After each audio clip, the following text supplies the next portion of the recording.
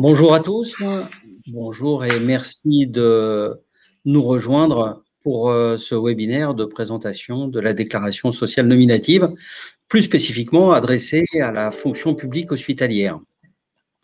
Donc on est aujourd'hui plusieurs à vous accompagner. Nous avons la présence de la Caisse de dépôt et consignation qui est représentée par Madame Thuot, Madame Debois, Madame Agostini, et par Monsieur Benoît. Nous avons aussi la présence de Sophie Caillot du JPMDS, tout comme moi, donc Didier Kuhn du JPMDS, qui va démarrer cette présentation. On va vous la faire à deux voix avec Alain Belaïd de la CARSAT du Sud-Est. Vous allez avoir quelques petites présentations. Donc, pour des raisons pratiques, je vais couper la caméra pour laisser un maximum de bandes passantes pour le son. Et puis pour la présentation, excusez-moi, et voilà, donc c'est parti. Alors, pour commencer, bien évidemment, comme d'habitude, un petit bonjour à tous. Les contraintes techniques ou les conseils techniques pour cette présentation, on n'utilise pas Internet Explorer qui ne fonctionne pas avec Livestorm, mais plutôt Google Chrome si vous le pouvez. Si vous rencontrez des problèmes de vidéo ou de son, vous avez un lien en haut à droite qui vous dit des problèmes avec le son ou la vidéo, ou alors en bas à gauche, aide, avec le point d'interrogation. Vous cliquez dessus, ça permet de rafraîchir la page et c'est 75% des cas qu'on a rencontrés qui ont été résolus. Ou alors, vous pouvez tester la vidéo ou le son. C'était bon pour les 20% qui restaient. Et puis, tester depuis une page technique ou alors envoyer un mail directement à Livestorm pour les 4 ou 5% qui rencontrent des problèmes. La présentation va durer entre 1h30 et 1h45. Vous aurez un replay qui va être disponible dès la fin de la présentation par le même lien que celui qui vous a permis de vous inscrire aujourd'hui. Vous pouvez télécharger le support dans un petit bouton nuage qui est en haut à droite, soit maintenant, soit dans le replay. Vous avez, alors ça c'est bien évidemment, des émoticônes pour nous dire bonjour, bravo, ou alors pour réagir, voilà, aux présentations. Et effectivement, Alain et moi sommes très sensibles au sourire et au pouce. On est un peu moins clients des gens horrifiés, mais normalement, il ne devrait pas y en avoir. S'il y en avait, par contre, vous pouvez poser vos questions et nous, on va y porter des réponses dans l'onglet questions-réponses, mais pas d'inquiétude. Et d'une, vous pourrez continuer à les voir dans le replay et en plus, on vous prépare une petite synthèse des questions et réponses, donc toutes les questions techniques ou pratiques que vous allez poser, soit on peut y répondre, et je remercie encore une fois nos collègues de la Caisse de dépôt et consignation et Sophie Caillot qui sont derrière en back-office et qui vont répondre au fur et à mesure à vos questions. Vous aurez donc cette synthèse sur Net Entreprise et puis on va vous poster quelques petits sondages. Là, je vais vous en offrir un tout de suite, comme ça vous allez voir quelle tête ça peut se présenter. Voilà. Si vous avez la gentillesse, ça y est, il est déjà en place. Si vous avez la gentillesse d'y répondre, ça nous permet éventuellement d'adapter la présentation en cours de route si on s'aperçoit effectivement qu'on est un peu à côté de la plaque, pour dire ça trivialement, ou alors pour préparer les événements de la rentrée, puisqu'on va préparer une autre série de webinaires, là beaucoup plus techniques, qui vont permettre effectivement de vous accompagner dans l'entrée en DSN. Alors, cette présentation du jour, 4 parties. Pourquoi la DSN? Découvrir la DSN et moi, et puis la DSN, fonction publique hospitalière, avec quelques cas bien particuliers qui vous concernent tous. Mais pour commencer, pourquoi la DSN? Alors, elle a été instituée par la loi Warsmann de 2012, qui est relative à la simplification du droit, je vous donne le titre, et à l'allègement des démarches administratives. C'est une loi qui était basée sur un principe qui finalement est apparu révolutionnaire quand il a fallu le déployer, mais qui était tellement évident quand ça a été mis en place. Dites-le nous une fois, qui dit effectivement qu'à partir du moment où vous avez une information qui a été donnée à une administration, à un organisme de protection sociale ou autre, les autres ne doivent pas lui redemander, mais chaque organisme doit pouvoir accéder à ces données. C'est donc normalement un allègement pour les employeurs et puis surtout une amélioration globale et importante de la gestion des droits sociaux parce qu'on va avoir une transmission qui va être donc dématérialisée, avec des données qui vont être mensuelles, dans un flux unique et sécurisé. Si on a, par exemple, la possibilité d'interrompre le flux DSN et d'en extraire un, on est dans l'absolue incapacité de le lire, puisqu'il faut qu'il y ait les algorithmes de décodage à l'arrivée pour pouvoir les utiliser. Pour que ça soit vraiment un allègement, et on a voulu que ce soit le prolongement naturel de ce qui figure sur le bulletin de paye, et puis que ça allège réellement, voire même que ça supprime certaines démarches. Et on passe de à peu près 850 données à 450 qui pourraient être demandées tout au long de l'année.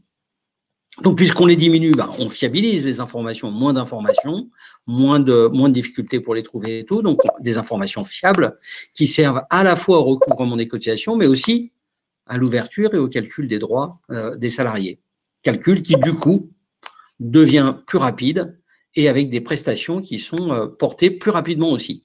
C'est donc une mesure qui est portée par les pouvoirs publics, avec ce fameux au centre, l'utilisateur et ce fameux principe, dites-le nous une fois, qui va permettre effectivement, par la petite souris en bas à droite, on va démarrer plutôt qu'en haut à droite comme d'habitude, par la simplification et la dématérialisation, de transmettre ces données d'une manière sécurisée et avec du coup une actualisation et donc une mise à jour des droits qui est beaucoup plus rapide puisqu'elle va être mensuelle. On va avoir des données qui sont fiabilisées, qui du coup vont être mieux maîtrisées. Plus on sait aujourd'hui que la majorité des erreurs et des anomalies sont dues à des interventions humaines, pas forcément volontaires bien évidemment, mais des interventions humaines, et plus on diminue l'intervention humaine, et plus on diminue le risque que ces erreurs se produisent. Par contre, et ça peut être une des bonnes questions que vous allez vous poser et qu'on se pose effectivement, on s'engage à ce que la charge de travail soit diminuée et surtout qu'elle soit lissée. Passé la période de paramétrage, vous allez vous rendre compte en réalité effectivement que la charge de travail est diminuée, puis comme elle va être lissée sur tous les mois, vous pourrez le mesurer une fois que le paramétrage est terminé. Et puis, surtout, chose importante, ça permet d'avoir des politiques publiques qui sont au plus proche des besoins, puisque jusque-là, pour obtenir les éléments qui permettaient de valider ces politiques publiques, il fallait un délai qui était quasiment de 3 à 4 ans. Aujourd'hui, on peut le mesurer plutôt au niveau de 3 à 4 mois. On peut voir effectivement si ça déclenche des emplois, si ça diminue les charges, on peut le mesurer tout de suite. Alors, dans la fonction publique, la DSN arrive après le secteur privé. Aujourd'hui, on est à plusieurs dizaines de millions de lignes de salaire chaque mois qui passent par la déclaration sociale nominative. Pour le secteur privé, c'est depuis 2017. Cette généralisation, elle va s'arrêter en janvier 2022. C'est pas quelque chose qui est aujourd'hui soumis à conditions ou soumis à possible report. Non, non, c'est une échéance qui a été fixée par la loi ESSOC, qui a décidé effectivement le déploiement rythmé dans la fonction publique. On parlait effectivement de la modernisation de la délivrance des prestations sociales. Toutes les données que l'on prend, que l'on utilise à l'intérieur de la déclaration sociale nominative, ça va servir à l'examen des demandes de prestations sociales. Il faut, et ça c'est nos collègues du côté fiscal des impôts, de la DGFiP, qui nous l'ont apporté, c'est cette notion de contemporanéité des données contemporaines, qui permettent par exemple là le calcul des aides au logement, qui ensuite vont être généralisées à d'autres prestations sociales. Et en même temps, en version miroir, toutes ces données sont restituées aux usagers sur un portail que vous connaissez peut-être déjà. Si vous ne le connaissez pas, je vous invite à vous y connecter. Il s'appelle mesdroitssociaux.gouv. C'est vraiment la base miroir de la déclaration sociale nominative, puisque ça vous donne, alors à vous seul, personne d'autre que vous n'a accès à ces données qui vous sont personnelles. Il vous faut effectivement valider une identité numérique pour pouvoir y accéder. Mais vous avez, à ce moment-là, en visu, toutes les données qui ont été transmises, les mois de salaire, les données du contrat, les éléments de cotisation ou autres, vous avez accès. C'est le pendant qui est imposé par le Règlement général de protection des données, le fameux RGPD, qui demande à ce que l'utilisateur, à ce que le propriétaire de ces données puisse y accéder, éventuellement demander des modifications s'il y a des erreurs ou des changements, et puis surtout être plus acteur de ce système. C'est aussi le système qui permet le prélèvement à la source, parce que dans la DSN, on a effectivement tous ces éléments qui permettent le prélèvement à la source. Mais ça ne s'arrête pas. C'est un écosystème, la déclaration sociale nominative, c'est un système qui est destiné effectivement à s'agrandir parce que il est effectivement le récepteur de toutes les données de la paye. Et donc, tout ce qui aujourd'hui part du calcul des données de la paye est destiné à intégrer la déclaration sociale nominative. Donc, dans un second temps, on va avoir la DOETH, la déclaration pour les travailleurs handicapés. En 2021, donc cette année pour le secteur privé. En 2023, les déclarations et le calcul pour vous, pour le secteur public. Et puis en 2024, la collecte. Et puis, on a la déclaration et le paiement de la contribution à la formation professionnelle et puis la taxe d'apprentissage qui arrive en 2022. Alors, l'autre point fort de la DSN, c'est de permettre de fiabiliser ces déclarations. Donc, dans un système qui est automatisé, dans un mode qu'on appelle échange de données, c'est-à-dire que vous n'avez pas de documents, vous n'avez pas de tableau à remplir, vous n'avez pas un CERFA auquel accéder et ensuite à remplir et à signer. Mais ça emporte tous les éléments qui renseignent sur la situation fiscale ou sociale donc des employeurs et qui sont nécessaires au calcul de leur cotisation. Et quand il y a des incohérences qui peuvent être détectées, des corrections peuvent être apportées. Je vous en parlais tout à l'heure des gains de gestion et de productivité aussi pour les organismes sociaux, pour les employeurs et puis pour les administrations qui sont utilisatrices de données sociales ou fiscales. Et puis, c'est une simplification pour vous, pour les employeurs, puisque vous n'aurez qu'une seule déclaration à effectuer pour remplir l'ensemble des données. Alors là-dessus, il y a un petit hiatus, hein, on parle de déclaration sociale nominative. En réalité, et vous allez le voir quand vous les ferez, ça n'a plus grand-chose à voir avec une déclaration. Mais effectivement, passer d'un système d'échéance et de destinataires multiples à un système quasiment de contrôle continu, ça nécessitait, cette conduite du changement, ça nécessitait de conserver des termes qui étaient ceux qui étaient déjà très connus. Donc là, on a une petite respiration qui va permettre effectivement de voir s'il y avait des questions ou des réponses. Donc si il y en a qui sont vus. Alors donc vous avez toujours des problèmes de son pour certains. Mais visiblement, ils sont résolus. Écoutez, s'ils sont résolus, je veux bien que vous m'envoyiez quelques pouces parce que du coup, ça va me permettre de savoir qu'il faut que je continue. Et si c'est pas résolu, par contre, il va falloir qu'on trouve une solution parce qu'il n'y a pas de raison. Je parle haut et clair. Bon, alors donc apparemment, je suis désolé hein, pour ceux qui ont eu des problèmes au début, effectivement, si c'était le cas. Mais si vous êtes tous aujourd'hui dans de bonnes conditions d'écoute et de suivi de cette conférence, j'en suis très content. Et merci. Alors, désolé Madame Herrère et merci Madame Carion, puisqu'il y en a une qui a des problèmes et l'autre qui effectivement trouve que le son est bon. Sur la partie suivante, qui est découvrir la DSN, je vais laisser mon collègue Alain Belaïd reprendre la suite. Allez, bonjour à toutes et bonjour à tous. Merci Didier pour cette transition. Je vais essayer d'avoir autant de pouces que toi. Je vais essayer de relever le défi. Donc, découvrir la DSN. Allez, j'envoie le diaporama. Donc, comme vous l'avez évoqué Didier, la DSN, c'est un projet commun, multi-acteurs, multi-partenaires.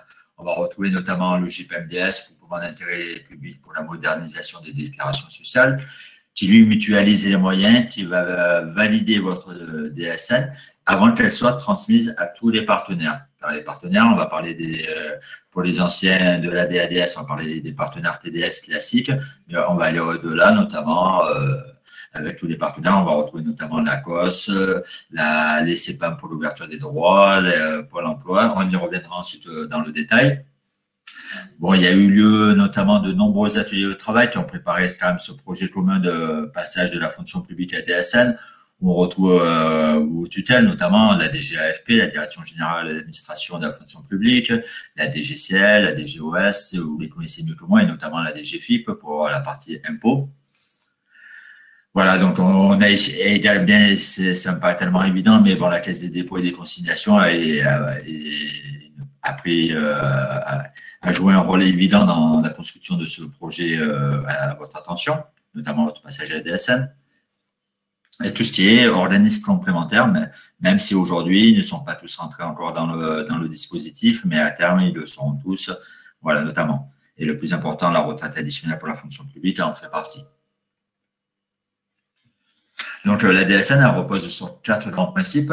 Déjà, comme vous l'a évoqué Didier précédemment, c'est la dernière étape avant le traitement de la paye. C'est-à-dire que vous allez réaliser votre paye, vous allez la clôturer, et à l'issue de cette clôture, il va y avoir un changement d'activité au niveau de la paye. Vous allez envoyer une photographie de votre paye. Ce qu'on appelle la photographie de votre paye, c'est la DSN, ce qui évite la marge d'erreur, notamment par rapport à la DDS, où vous étiez obligé de reconstituer une déclaration annuelle à partir de 12 déclarations mensuelles, de 12 fiches de paye. Donc, bien entendu, cela reflète la situation d'un agent au moment où la paie a été réalisée, et elle est générée par un logiciel de paie devant être compatible. Si aujourd'hui vous êtes ici, c'est que vous avez tous vu que votre logiciel est compatible. On va dire qu'il y a une charte des éditeurs, notamment, et qui regroupe l'ensemble des éditeurs et qui ont fait le choix d'appliquer la norme au sens strict. Donc, la DSN, par contre, il y a une particularité, une souplesse, je dirais, plutôt pour la fonction publique. Elle est réalisée au niveau du SIRET qui gère l'agent administrativement. Je vais exagérer et grossir le trait. On va dire que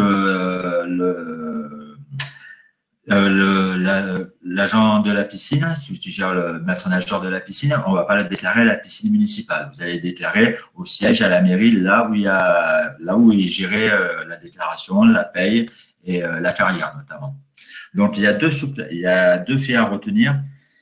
Même si je ne suis pas très favorable, et je vous dirai mon point de vue par la suite, la COS vous propose de regrouper, vous laisse le choix de regrouper vos SIRET sur le SIRET qui gère la paye, les déclarations. C'est-à-dire qu'on pourrait avoir un SIRET qui déclare l'ensemble des déclarations. Pour ma part, je vous encourage à respecter ce que vous faites actuellement et qui est le principe de la DSN, c'est-à-dire un établissement, un SIRET, une DSN. Voilà. Derrière, il faut penser quand même à l'impact sur tous les partenaires, sur vos plans de prévention notamment, s'il y a un problème, une méthode de l'amiante sur un établissement, pour nous, il n'est pas connu en DSN, donc on ne le connaîtra pas en tarification, et derrière, il peut y avoir des soucis pour connaître votre sinistralité et pour déployer des plans de prévention qui suivent, adaptés à votre sinistralité.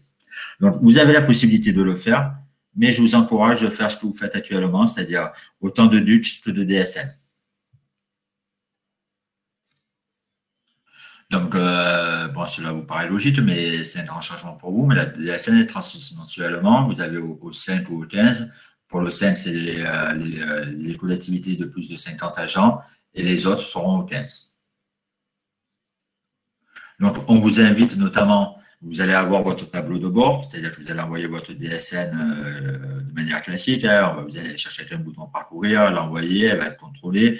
Et sur le tableau de bord, on va vous faire des retours. Vous allez avoir des anomalies bloquantes qu'il faudra corriger soit par une annulaire en place avant votre échéance, ou par des blocs régules au-delà de votre échéance, le 5 à minuit ou le 15 à minuit. Donc, le principe de la DSN. Déjà, votre DSN va être généré par votre logiciel de paye. Dans un premier temps, on vous invite d'utiliser le logiciel DSN Val. Vous le connaissez, c'est l'équivalent DSN de ce que vous avez d'ASU Control. Là-dedans, comme vous le savez déjà, on va contrôler votre fichier. À 99%, si on vous dit qu'il est bon, ce sera le cas. Malheureusement, bon, DSN Val, et c'est compréhensible, ne vérifie pas les SIRET ni les NIR. Donc, s'il peut avoir des anomalies, ce sera uniquement sur la qualité des données sur ces deux facteurs-là. Donc, vous avez votre fichier DSN, vous allez le déposer sur le portail Net Entreprise ou le passer en ce qu'on appelle en machine-to-machine selon votre éditeur de logiciel de paye. Et selon le résultat du contrôle, vous allez avoir sur votre tableau de bord soit fichier OK et tout va bien, vous êtes débarrassé de vos obligations déclaratives pour le mois M. Sinon, vous allez avoir des anomalies, comme je vous l'ai dit. Vous avez la possibilité de les corriger avant la date échéance en annulaire en place et ensuite en utilisant les blocs régules. Et comme vous le savez, une fois que votre DSN est validé, les informations sont transmises aux partenaires. Chaque partenaire récupère les informations dont il a besoin. Par exemple, la CARSA du Sud-Est va récupérer pour la base plafonnée pour alimenter le relevé de carrière de chaque assuré. Pour les salariés du régime général, et la CDC fait pareil, notamment pour vos propres salariés de la fonction publique.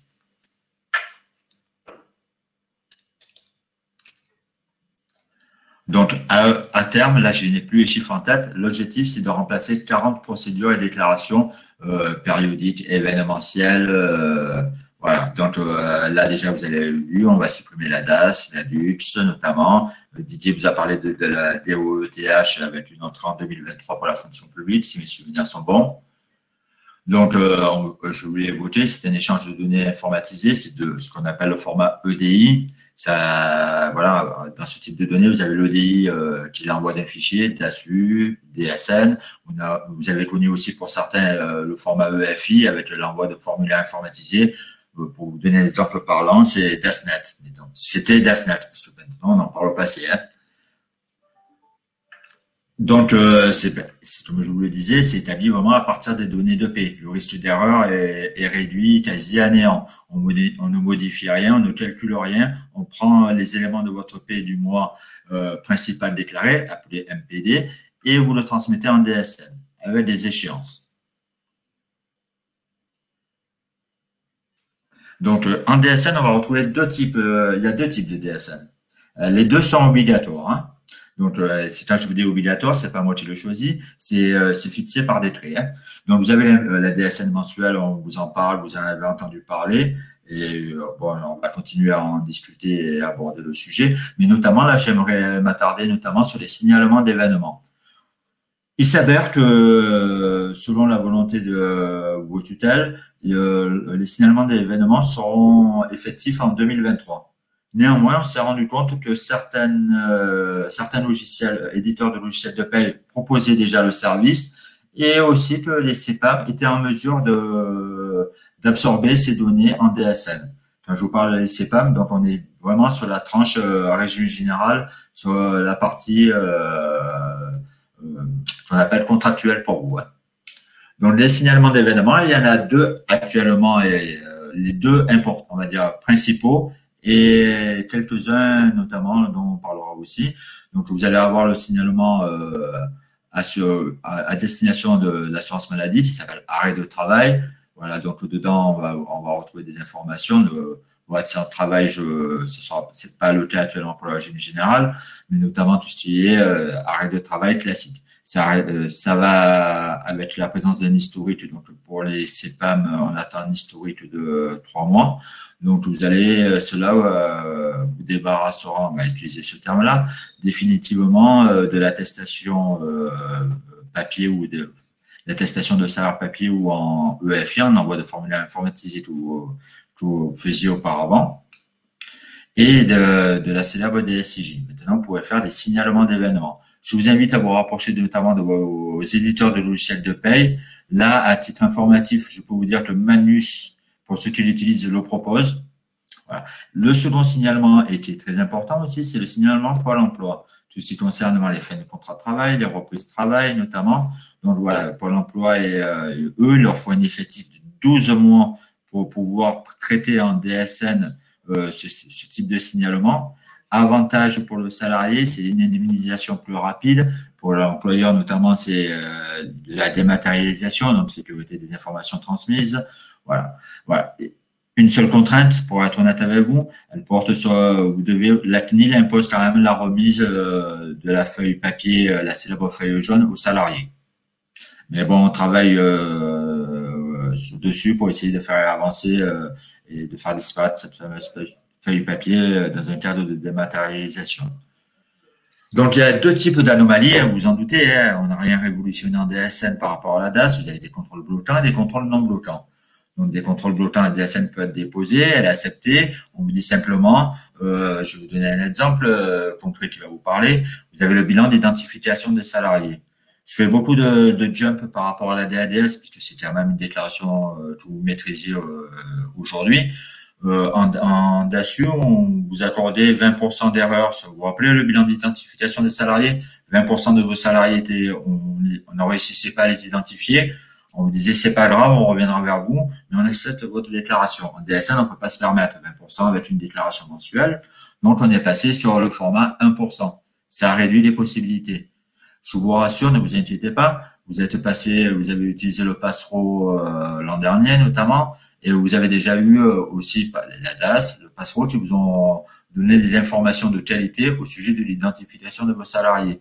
Donc, d'une part, vos salariés actuels ont été identifiés et vérifiés, mais mettez en place dans vos structures dès l'embauche des mesures pour vérifier, pour vous assurer de la qualité de l'identification du salarié. Bon, il y a des règles, je ne vais pas revenir dessus, notamment on a chacun un NIR. Tout le monde travaille pour soi aujourd'hui, c'est-à-dire que les femmes sont immatriculées, que les enfants sont immatriculés 48 heures après leur déclaration à la mairie. Voilà, je ne vais pas développer ce pavé-là, mais le NIR, vous le connaissez, vous avez la possibilité de le connaître. Par contre, vous avez aussi des contrôles non bloquants. C'est l'équivalent des requêtes qualité. C'est-à-dire qu'on va vous contacter, notamment l'URSSAF, ils ont une cellule bien précise, la fiabilisation des données, qui va vous apporter des informations et qui va vouloir vérifier des données que vous avez déclarées. Les salaires trop élevés, les déclarations d'apprentis susceptiblement fausses, mettons une présence de base plafonnée sans base brute. Voilà. Donc, on vous interroge et on vous demande votre avis. Est-ce que vous validez les informations transmises ou pas? Voilà. Ce que je vous encourage, c'est très important. La DSN, c'est vraiment pour que ça fonctionne. Vous comme nous, on doit faire de la qualité. Donc, tout ce que vous nous transmettez doit être de qualité pour que le circuit soit fluide entre vos déclarations et l'enregistrement des informations par les partenaires.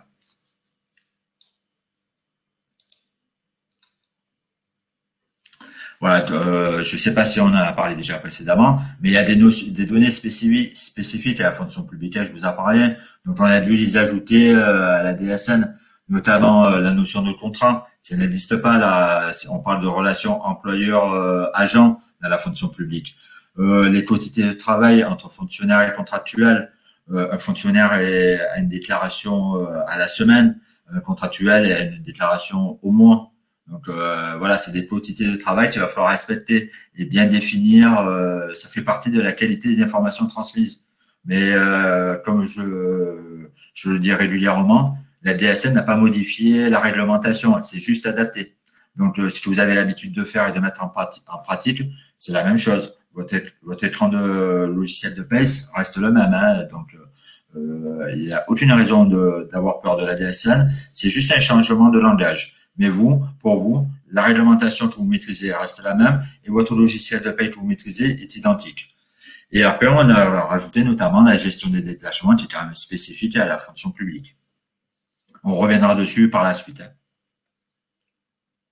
Voilà, pour cette seconde partie, j'ai terminé. Je vais regarder s'il y a des questions. Didier, si tu as en relevé quelques-unes dont tu veux faire part. Oui, on va commencer. La première, c'est pour toi, Madame Sylvie Magnora, qui demande, pour un établissement ayant 3 taux AT différents, comment faire? La CARSAT ne nous donne pas de réponse pour un taux unique. Déjà, le taux unique ne vous dispense pas de déclarer tous les établissements. C'est simplement un taux unique à tous les établissements. Néanmoins, vous devez faire une DSN. Comme je vous l'ai dit précédemment, l'URSSAF et le JPMDS également vous laissent cette possibilité de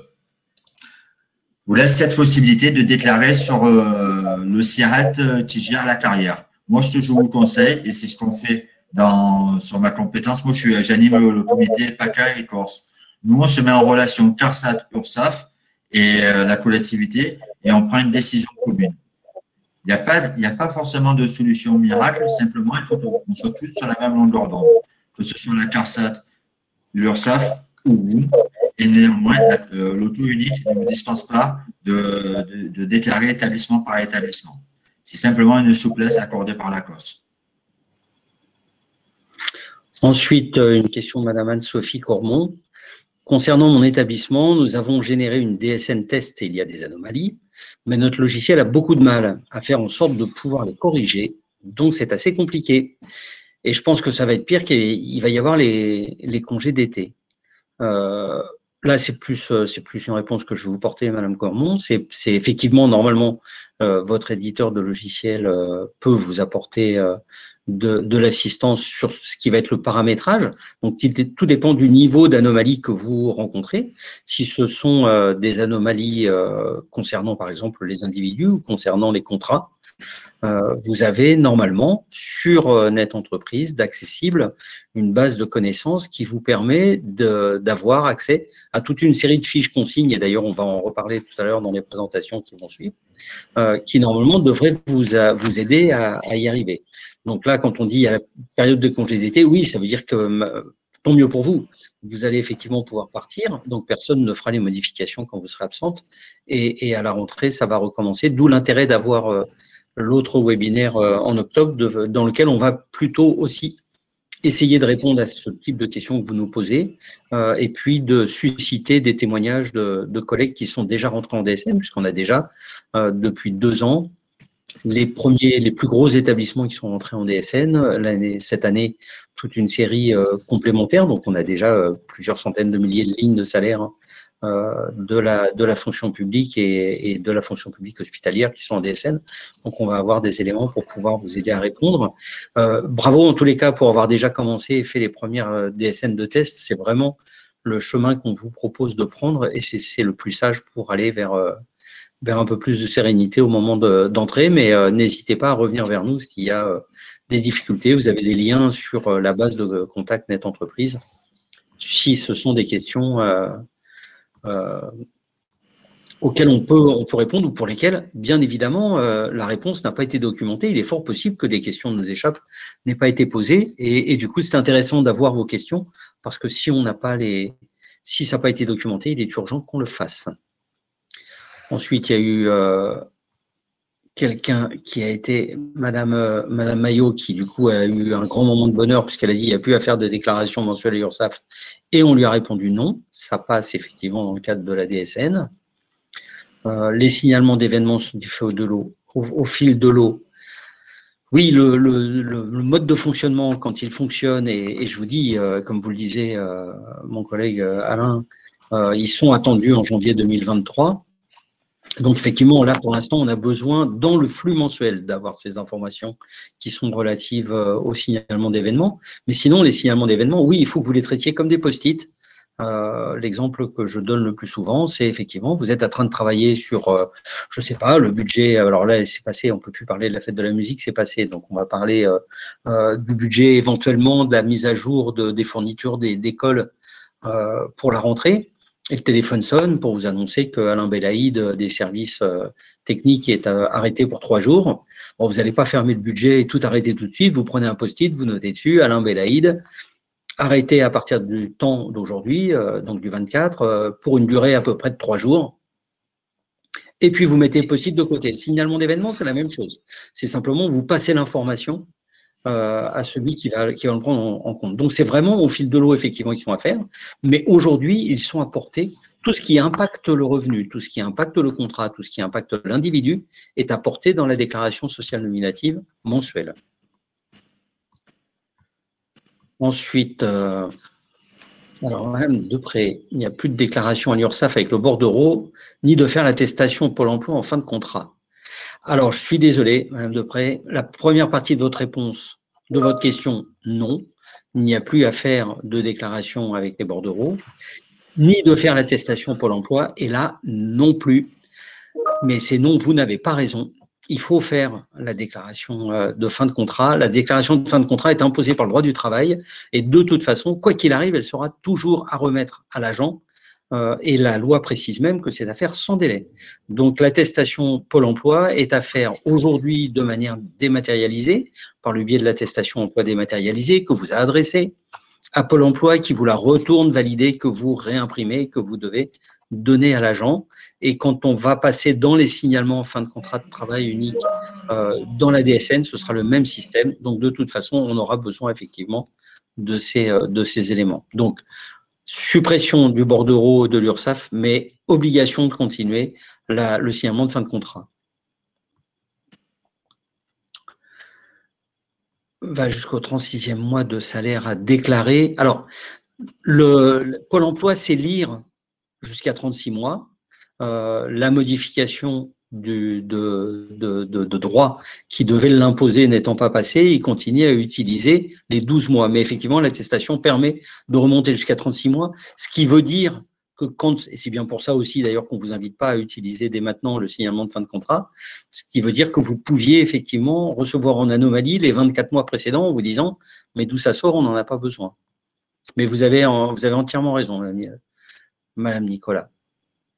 Je pense que c'est plus Madame Nicolas que Monsieur Johanna, mais c'est… Ensuite, Madame Carion, vous avez eu une réponse sur votre question sur les remplacements. Et ensuite, hop là. Alors, du coup, je ne revois pas où c'est. Nous sommes en FPH, oui. Madame Basile. Les fiches de paramétrage, on vous a donné la réponse. Donc, bon, je pense qu'on va pouvoir continuer la présentation puisqu'on va attaquer. Je pense que je ne vais faire là que repréciser, je vais prendre la suite, je vais faire que repréciser ce que Alain Belaïd vous a déjà dit dans son discours, puisque dans sa présentation, puisque comme on a déjà quelques présentations dans notre besace, finalement, on a envie de tout dire et de vous donner tous les éléments. Et quelquefois, on est un peu plus rapide que les supports. Et là, du coup, cette partie-là, ça répond en partie d'ailleurs à ce que j'étais en train de vous dire. Où est-ce que vous allez avoir les éléments pour vous aider à faire la DSN? On a une page sur Net Entreprise qui est dédiée à la fonction publique. Et d'ailleurs, dans le support que vous avez peut-être déjà téléchargé, vous allez pouvoir télécharger, les liens que vous voyez version hypertexte sont actifs. Donc, vous allez pouvoir, en cliquant dessus, quand vous allez cliquer sur ce lien, vous allez accéder à la partie dédiée à la fonction publique. Dedans, vous avez normalement toutes les informations qui sont nécessaires pour le passage en déclaration sociale nominative. Et vous allez avoir d'abord ce que vous ce à quoi vous préparez, Alain, pardon, avec le transfert de noms, c'est un lexique, ce qui explique exactement quels sont les noms, puisque on a effectivement le principe de la DSN, c'est de suivre un individu, de son premier jour d'activité jusqu'au jour de son décès. Et dans ces conditions-là, quel que soit son statut, quel que soit son type d'employeur, quel que soit son type d'activité, on doit effectivement avoir tous les éléments rassemblés, écrits avec la même langue, bien évidemment, donc lisibles par tous, et qui concernent tous les employeurs, tous les types d'employeurs. Donc, plutôt que de réécrire à nouveau une partie des SN avec des éléments en changeant simplement le vocabulaire, il y a un lexique qui vous permet de voir effectivement ce à quoi correspond chaque mot. Et puis, une base de connaissances énorme. À chaque fois qu'on rencontre un cas particulier, à chaque fois qu'on rencontre une anomalie, à chaque fois qu'on rencontre un point chaud, à chaque fois qu'on rencontre une bonne pratique, on la documente sur la base de connaissances, ce qui fait que quand vous allez vous y connecter, vous allez pouvoir accéder en posant des questions en langage courant. C'est quoi mon salaire de référence, quelle quantité de travail pour tel type d'emploi ou autre, vous pouvez y accéder. Et d'ailleurs, vous avez aussi les liens qui vous emmènent sur les sites partenaires comme celui d'URSSAF, de la CDC, la CNRACL, pour les cas particuliers qui les concernent et qui sont déjà documentés chez eux. Petit conseil, n'oubliez pas de créer un espace personnel et de vous abonner pour recevoir les actualités. Quand on a démarré la DSN, il y avait 17 notions d'effectifs. Quand on était au milieu de la DSN, avec des décrets pour simplification, on est arrivé à 4 notions d'effectifs. Et puis depuis, toujours avec ces décrets portant simplification, on arrive à 2 notions d'effectifs. Si vous avez regardé la première fiche, si vous avez accédé il y a quelques mois à la première fiche, eh bien pour vous, il y avait 17 notions d'effectifs. Sauf que c'est plus vrai.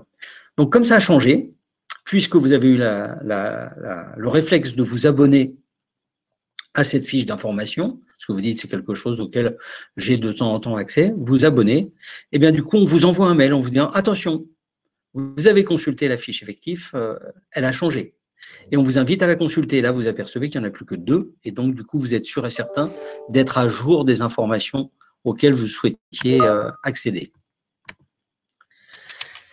Dans cet espace, vous avez un guide de démarrage spécifique fonction publique. Donc, c'est pour ça que je vous disais tout à l'heure, vous avez normalement des éléments. Donc, toujours, on les a mis au bout du lien de façon à ce que vous ne perdiez pas de temps à aller vous promener dans la base. Et du coup, peut-être que vous allez pouvoir profiter des congés pour avoir peut-être un peu moins de pression et du coup, peut-être un peu de temps pour aller jeter un œil sur ces éléments-là.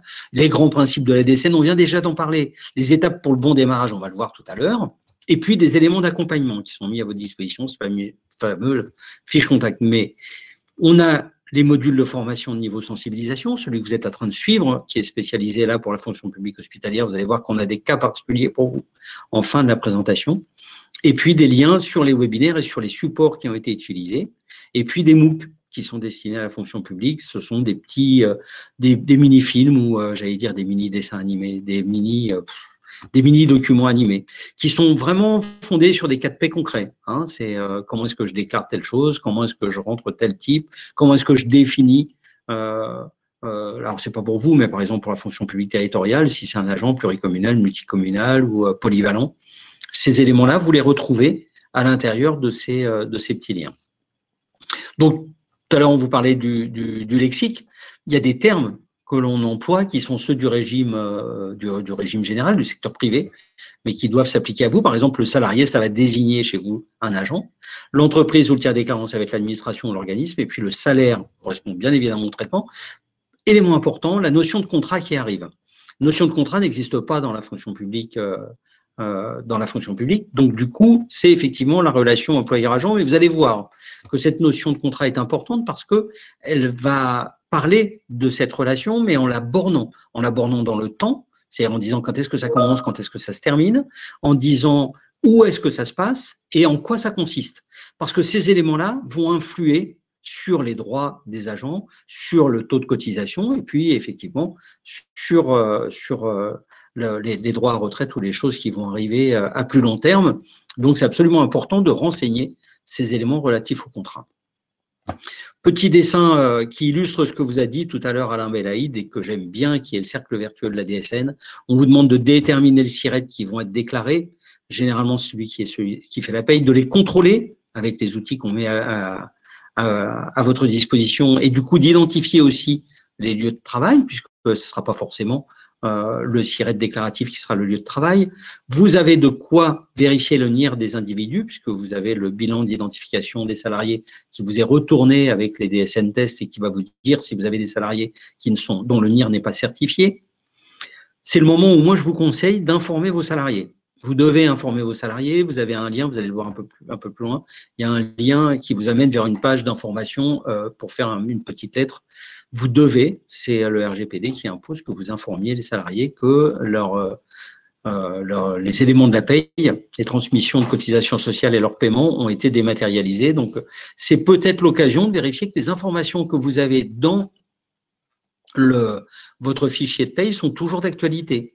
Les adresses, la situation familiale, la composition de la famille, enfin des éléments qui ont pu avoir évolué dans le temps et pour lesquels vous n'avez pas forcément été informé ou pour lesquels le logiciel de paye n'a pas été modifié. C'est peut-être l'occasion de le faire et du coup de rafraîchir les informations que vous avez sur les agents dans vos logiciels. Et puis donc vous avez DSN-VAL et DSN-FPOC, fichiers de paramétrage des organismes complémentaires qui vous permettent sur site, puisque vous allez les télécharger sur site, de vérifier que ce que vous apprêtez à envoyer est de bonne qualité. Et puis les comptes rendus métiers qu'on vous retourne, qui sont indispensables, dans lesquels on vous donne les éléments qui sont relatifs effectivement à la qualité du fichier que vous avez envoyé.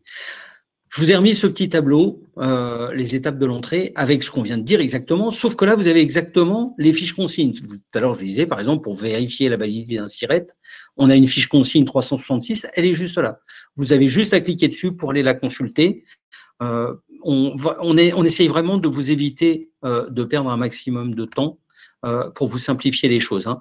Donc, vous avez comment se présente le tableau de bord, le bilan d'anomalie, les comptes rendus métiers. Je vous invite vraiment à les consulter parce qu'on a concentré ce qui pouvait vous intéresser à cet endroit-là et du coup, vous allez pouvoir avancer vraiment plus sereinement. La méthode et le calendrier. Le calendrier, donc on vous a dit qu'on parlait de déclaration mensuelle. Donc on a le mois principal déclaré, vous allez voir régulièrement apparaître cette notion de MDP. Et les deux échéances qui sont des échéances butoirs. C'est le dernier la dernière échéance, le dernier moment où vous pouvez effectivement transmettre votre DSN, le 5 ou le 15.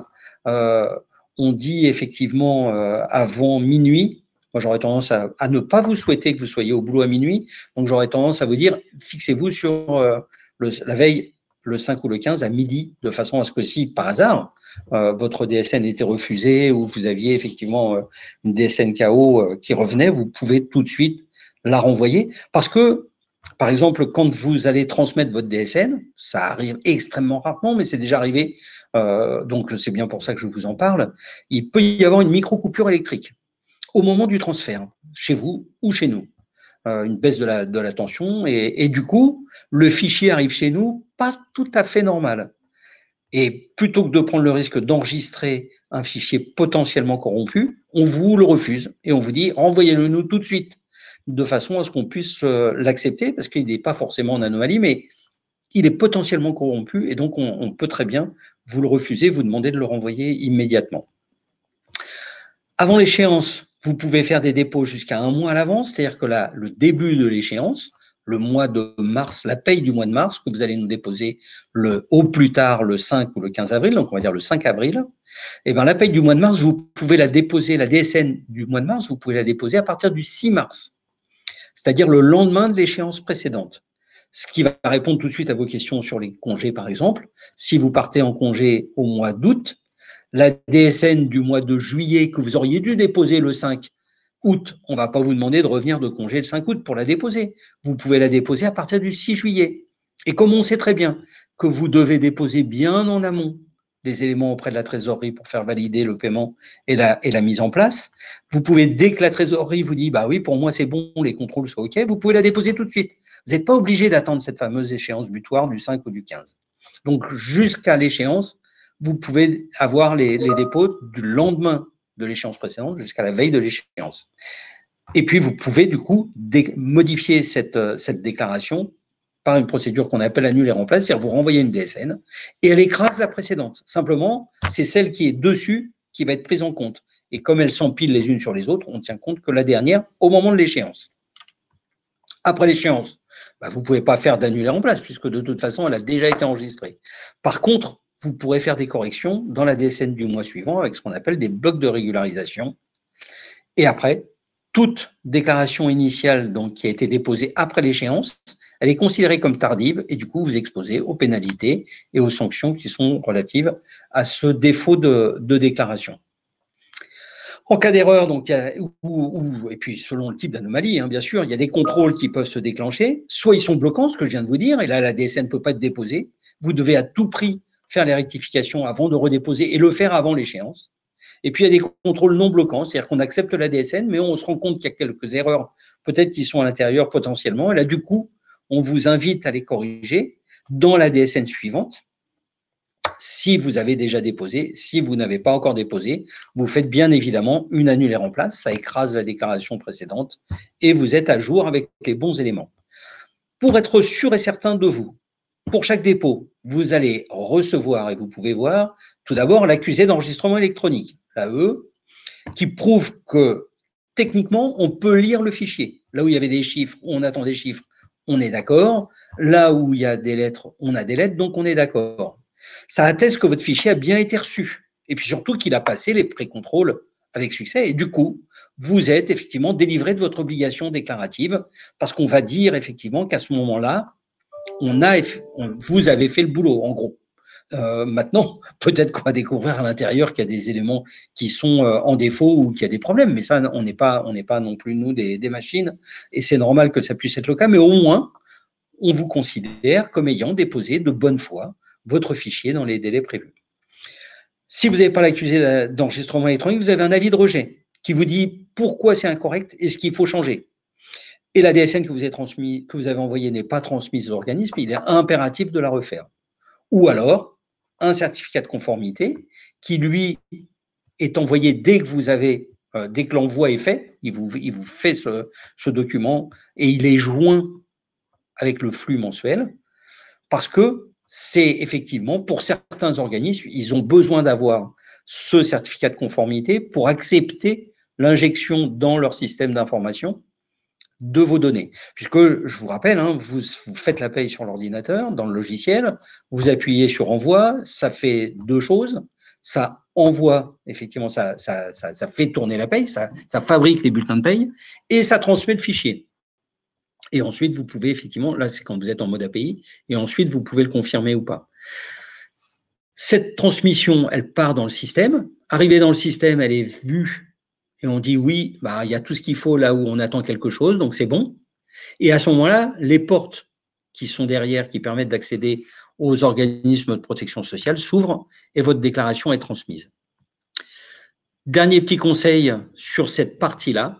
Premièrement, rapprochez-vous de votre éditeur. Il a bien évidemment la connaissance de votre logiciel, mais c'est tellement évident qu'on ne l'a pas écrit, mais il a peut-être des informations très précises parce que peut-être que certaines fonctionnalités de votre logiciel vont encore plus que la déclaration sociale nominative, vous simplifiez les choses. Peut-être qu'effectivement, il y a des modules qui vont vous permettre de ne pas accéder au tableau de bord, mais d'avoir toutes les informations du tableau de bord dans votre logiciel. Il y a peut-être des extractions de données qui peuvent vous être utiles pour faire des suivis d'activités que vous aviez, qui sont automatisés dans ce cadre-là. Donc, ce serait dommage de vous en priver et de ne pas les utiliser.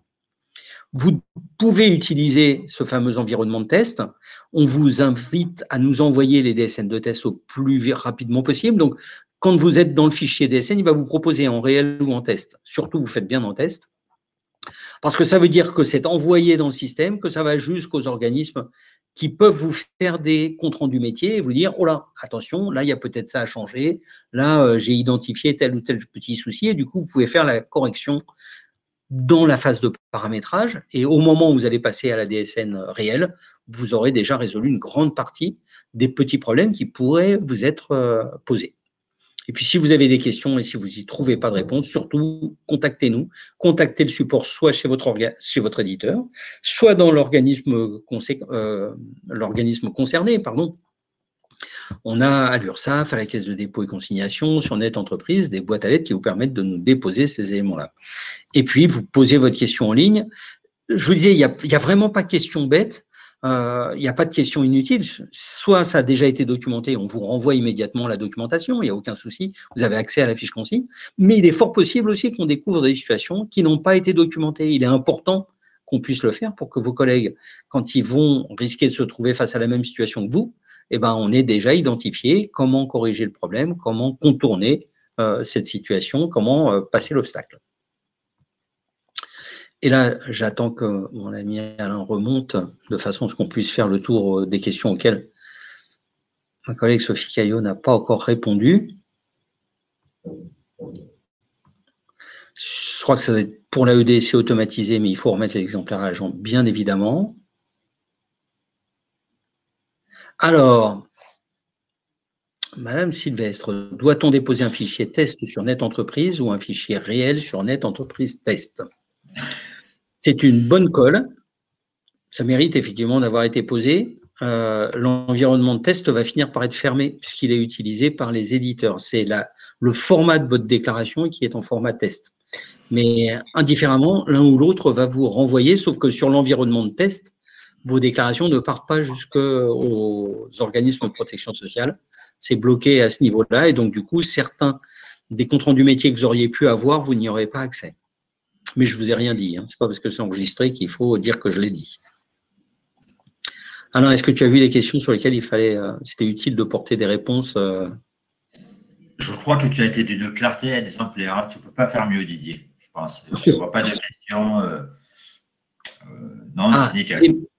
Il y a dans les questions, Madame Agostini de la Caisse de dépôt et consignation vient de vous poser l'adresse à laquelle vous pouvez envoyer vos questions spécifiques relatives à vos caisses de retraite RAFP, CNRACL, IRCANTEC. Donc, c'est en minuscule pilote, majuscule DSN, @ caisse-des-dépôts.fr.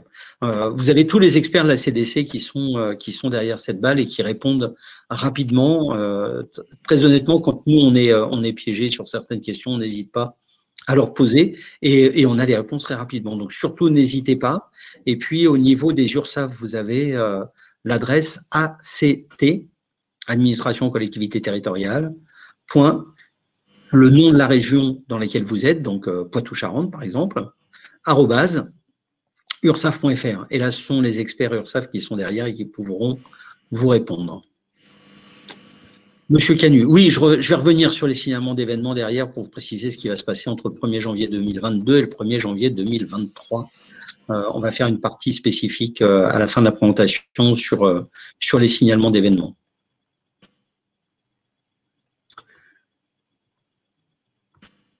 Est-ce qu'il y a d'autres éléments que je ne vois pas? Je suis reparti de bien bas puisque je ne les ai pas regardés du tout. Et je crois qu'il y a des réponses quasiment à tout. Hein. Je pense qu'on a fait le tour, Didier. Je vais passer sur la dernière partie et je te propose éventuellement de revenir sur des questions qu'on aurait omis. Ça te convient? Sûrement, il est déjà parti. Oui, bah oui, mais j'avais coupé le micro, moi, pour te laisser parler, donc je répondais dans le vide. Voilà. Excusez-moi. Allez, c'est parti. Donc là, on va aborder une dernière partie spécifique à vous, c'est particulièrement la fonction publique hospitalière. Donc, on va vous parler de certaines catégories d'agents, de cas particuliers.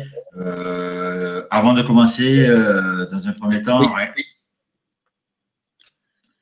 Excuse-moi, alors, je voulais juste préciser dans la slide juste d'avant, on n'a pas écrit la DSN entre crochets FPH par hasard.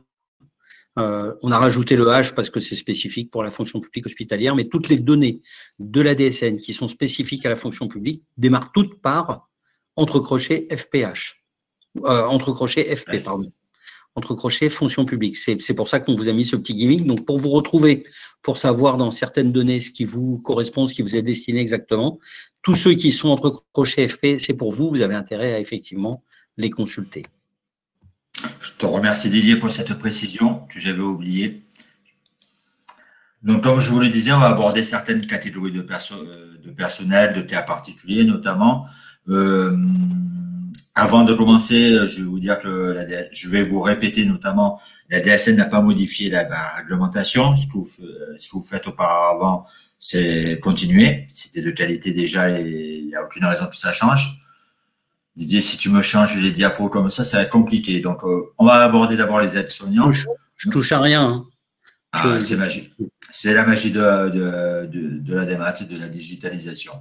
Donc, vous avez une rubrique particulière, le code catégorie de service. Vous avez vu, on vous indique la version littéraire, code catégorie de service. Et quand vous téléphonez à votre éditeur de logiciel de paye, à un informaticien, c'est bien de lui parler en structure. S21.G00.40.056. Les informaticiens comprennent ce langage. Voilà, donc pour vous, dans cette catégorie-là et pour la catégorie des aides-soignants, on attend 02, emploi, service actif. Bon, il y a des primes de suggestions spéciales qu'on va déclarer dans des rubriques particulières adaptées. Notamment, vous avez la S21 concernée qui s'intitule prime de ratification et indemnité.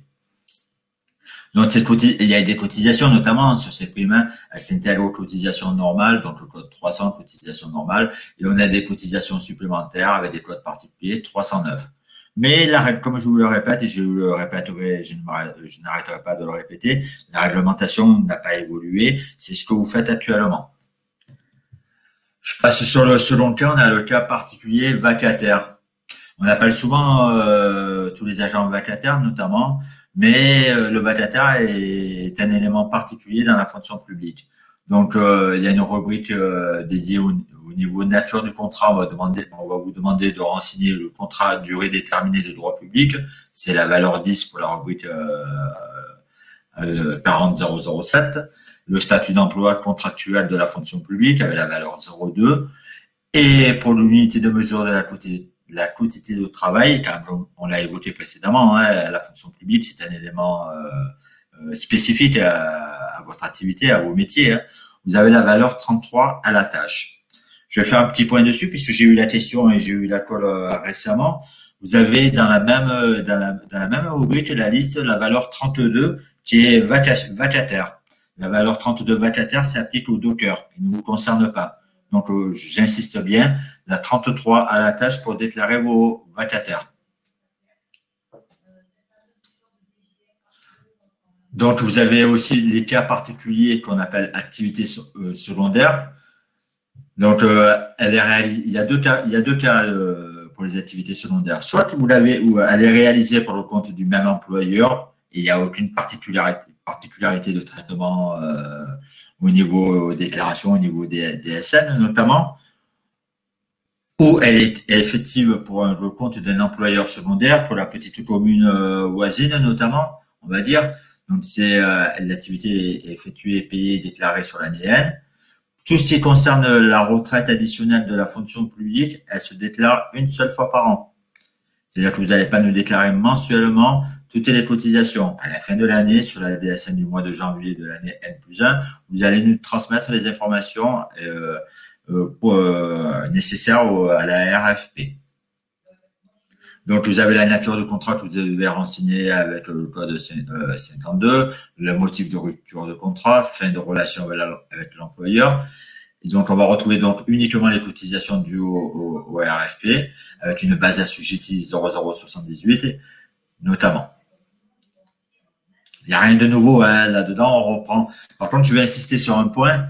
Bon, d'une part, Didier l'a dit, il y a deux points, je vais insister. En back-office, on est une équipe d'experts de la Caisse des dépôts et consignations qui pourront répondre à vos cas particuliers, à vos éventuelles questions. Et notamment, on a mis à votre disposition, vous allez pouvoir récupérer le diaporama. Je ne sais pas si Didier vous a parlé du petit nuage, mais lors du replay, quand on va vous communiquer 5 minutes après la fin de l'événement, vous allez pouvoir cliquer sur un petit nuage et télécharger ce document qu'on vous présente aujourd'hui. Vous avez en haut à droite les fiches consignes. Pour celle-ci, c'est FC 2343. En cliquant dessus, vous allez avoir toutes les informations nécessaires pour déclarer les cas d'activité secondaire. Donc, entre le back-office et les fiches consignes, normalement, vous avez toutes les informations nécessaires. Et je vous rappelle que la réglementation n'a pas évolué sur les activités secondaires. Donc, on va parler aussi des apprentis, notamment. Hein, vous savez, ils sont déclarés sur un CDD de droit privé. Ils sont affiliés à l'Ircantec, notamment. On va retrouver notamment une base assujettie de type 28, base Ircantec cotisée. Là-dedans, il n'y a pas d'application de plafond. Vous allez me déclarer le salaire brut réel. Du moins, non, le salaire brut, on va dire. Et vous avez aussi la cotisation Ircantec tranche A qui doit, avec le montant d'assiette renseigné, comme c'est écrit, hein, n'excédant pas la part du montant excédant les 79% du SMIC. C'est-à-dire que tout ce qui est au-dessus de 79% du SMIC doit être déclaré dans cette rubrique-là, en cotisation individuelle 0,60. Mais bon, si mes souvenirs sont bons, les apprentis, la réglementation a été modifiée en 2014 et depuis, vous avez intégré avec aisance cette nouvelle donne. Didier étonné, hein, on va parler aussi des étudiants hospitaliers, hein, c'est des agents de droit public, ils sont ni contractuels ni fonctionnaires, qui réalisent des stages rémunérés dans des établissements publics de santé et cotisent à l'Ircantec, c'est important. Donc, on va avoir un code complément PCS-ESE pour définir leur activité. Vous allez notamment renseigner la nature du contrat avec le code 90, autre nature du contrat. Vous avez comme en DASU, vous avez des codes un peu bateau, 90, 99, 999, qui précisent tous les autres cas, qui ne rentrent pas forcément dans un cas particulier déjà référencé. Vous avez aussi la rubrique statut d'emploi avec le code 06, normal, personnel médical hospitalier, et le code de régime complémentaire, puisqu'il relève de l'Ircantec, et tout ce qui touche aux cotisations notamment.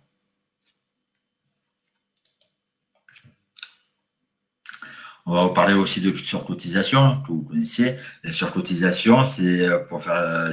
déjà, dans un premier temps, on va dire qu'elle est applicable notamment exclusivement au temps partiel ou au temps non complet. Temps non complet, élément spécifique à la fonction publique.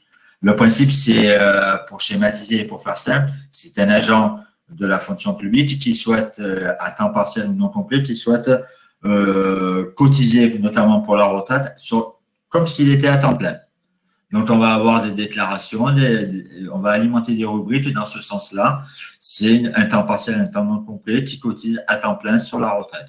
Donc, on va retrouver avec la rubrique code de cotisation avec une valeur 300 de cotisation normale de la part salariale. je vous laisse prendre connaissance des éléments sur le diaporama. Vous le savez mieux que moi, il y a des cas particuliers, notamment pour les fonctionnaires présentant un handicap à plus de 80%, avec des codes particuliers 300 et 302. Voilà. Et vous avez également une fiche consigne, la 2088, qui reprend les éléments que je viens de vous présenter.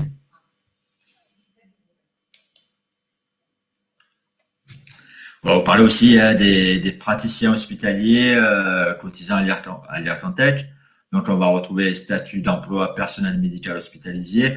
Toujours pareil, avec une base IRCANTEC cotisée dans la rubrique 078 avec un code 28 et un bloc cotisation individuelle avec ce qu'on appelle 0,60 pour la tranche A et 0,61 pour la tranche B. Et vous avez les cas particuliers des docteurs juniors. Vous avez un code particulier 320A, interne médecine, interne pharmacie, interne odontologie.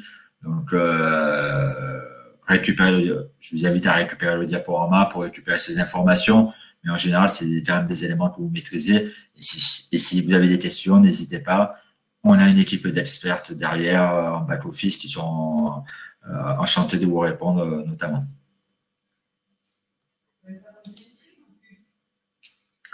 On va vous parler des détachements. Donc, la règle des détachements. Déjà, les deux établissements doivent déclarer le fonctionnaire. Un seul de ces deux établissements déclare les cotisations. Il y a une règle, c'est pas au choix notamment pour la fonction publique hospitalière. On va parler de emploi conduisant à pension ou emploi ne conduisant pas à pension, ENCP ou ECP. Selon le cas, si on est sur un cas de ENCP, c'est l'établissement d'origine qui va déclarer les cotisations. Si on est sur un emploi conduisant à pension, auprès de la CNRACL notamment, hein, c'est l'établissement d'accueil qui se chargera de déclarer les cotisations. Cette règle est très importante, hein, donc peut-être c'est aussi un changement, s'il doit y avoir un changement dans votre manière de procéder par rapport à vos anciennes expériences, notamment en DADS, elle est là-dessus, hein, sur les déclarations des cotisations. Donc mettez-vous d'accord avec entre vos collectivités. Notamment, il y a une règle, les cotisations, elles sont déclarées sur le cas ENCP ou ECP.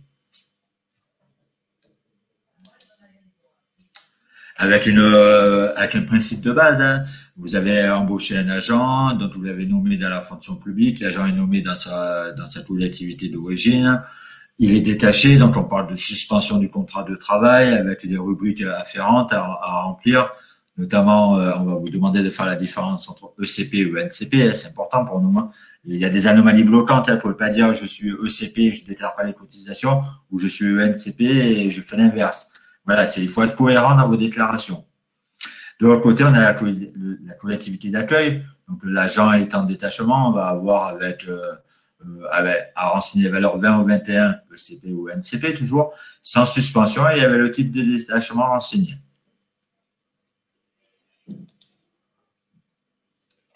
On a aussi également la notion de garde dans la fonction publique hospitalière.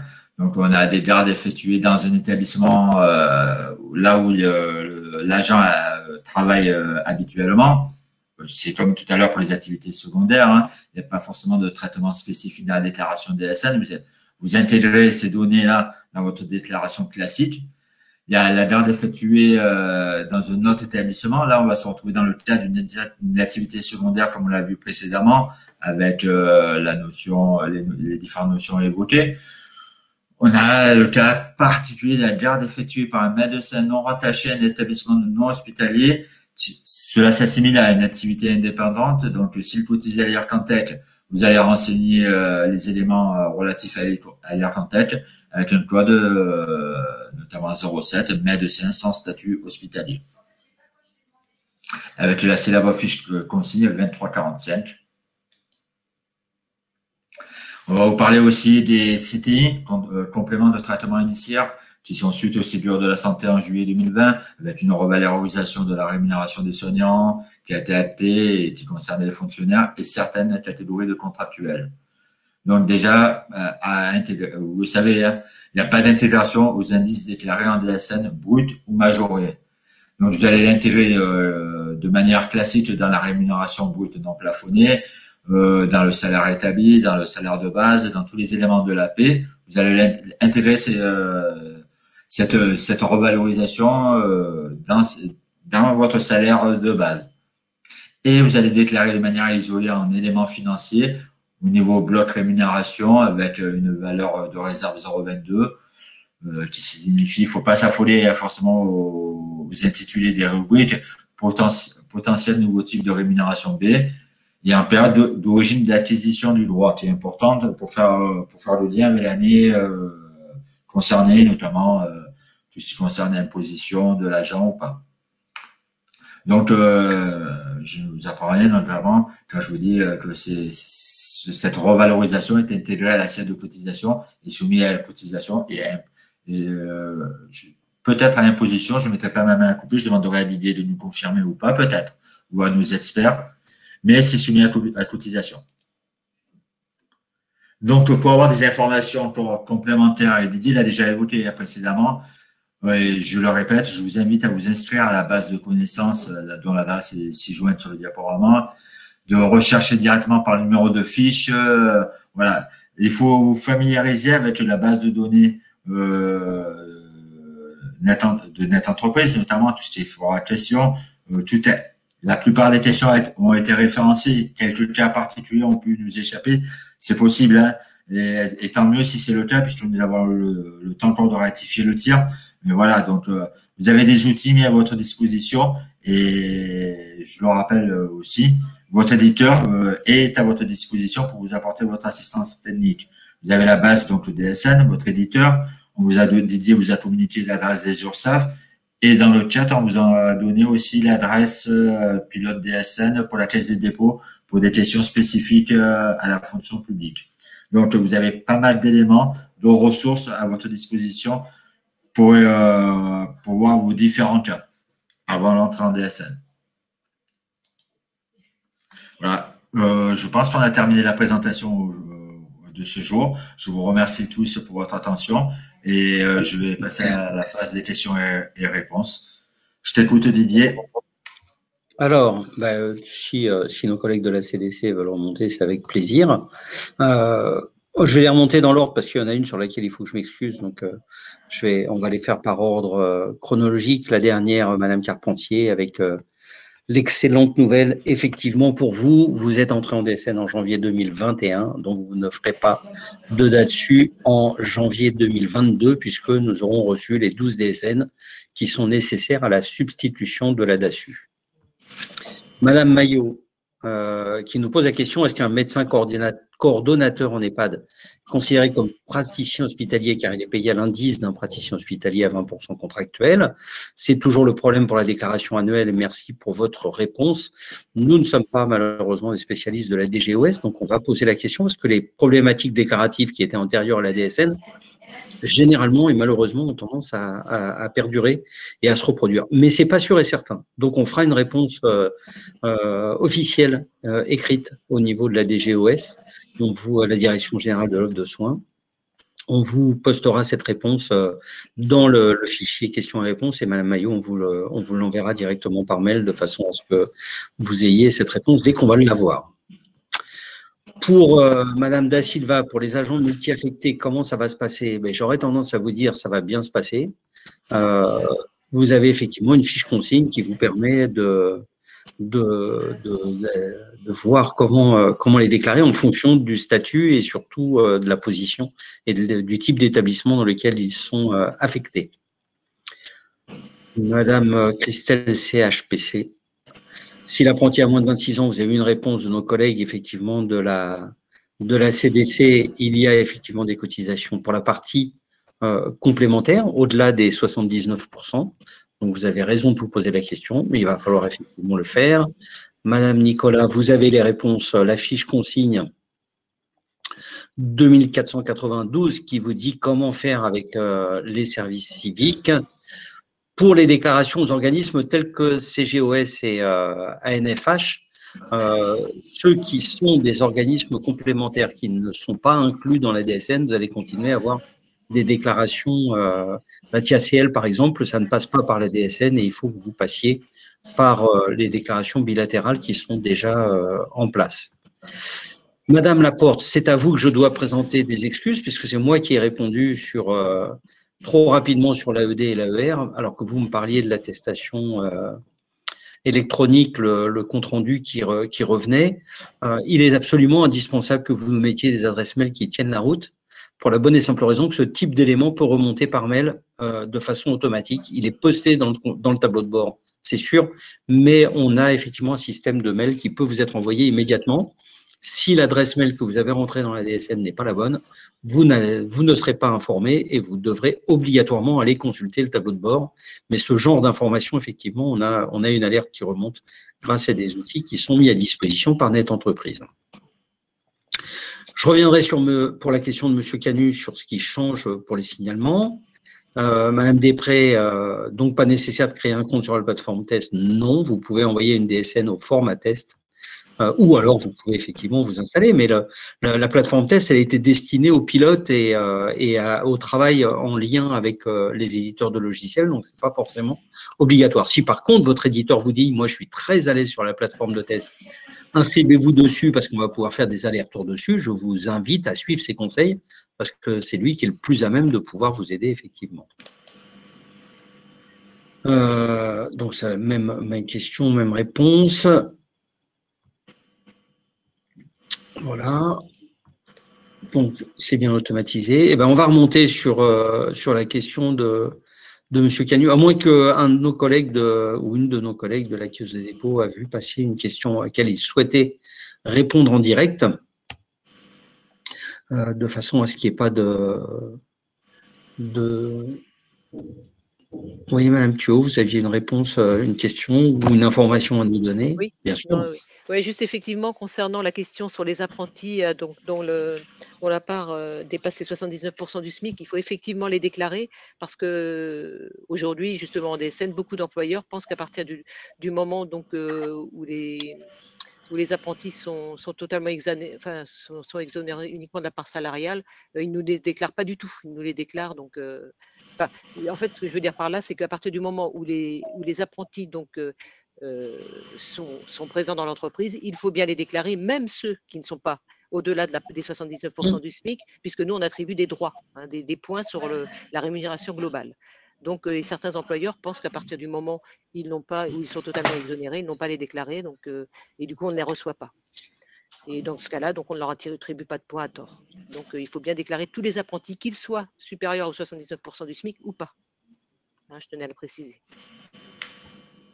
Vous avez entièrement raison, et en plus, ça va être en plein lien avec ce que l'on va parler derrière, parce que ce sont les signalements d'événements qui, soit par le biais de signalement, soit par le biais de la DSN mensuelle, doivent être déclarés au moment où ils surviennent. Donc, vous avez tout à fait raison. Les caractéristiques des contrats, les caractéristiques des postes et les caractéristiques des individus doivent faire l'objet de précisions à l'intérieur de la DSN parce que ça peut, vous avez raison, modifier des droits. Et là, ce serait dommage que les points que vous leur attribuez gratuitement ne leur soient pas attribués simplement parce que on ne les a pas inscrits dans la bonne case et au bon moment. Vous avez raison d'insister dessus, Madame Thuot, parce qu'on sait pertinemment que vous êtes au niveau des auditeurs qu'on a aujourd'hui, là, au niveau de la fonction publique hospitalière, vous êtes déjà des grands spécialistes, puisque c'est un métier extrêmement complexe, la paye, on en est parfaitement conscient, et alors d'autant plus avec les cas particuliers, par exemple, du secteur médical et du secteur social, puisque les établissements médico-sociaux qui sont concernés aussi.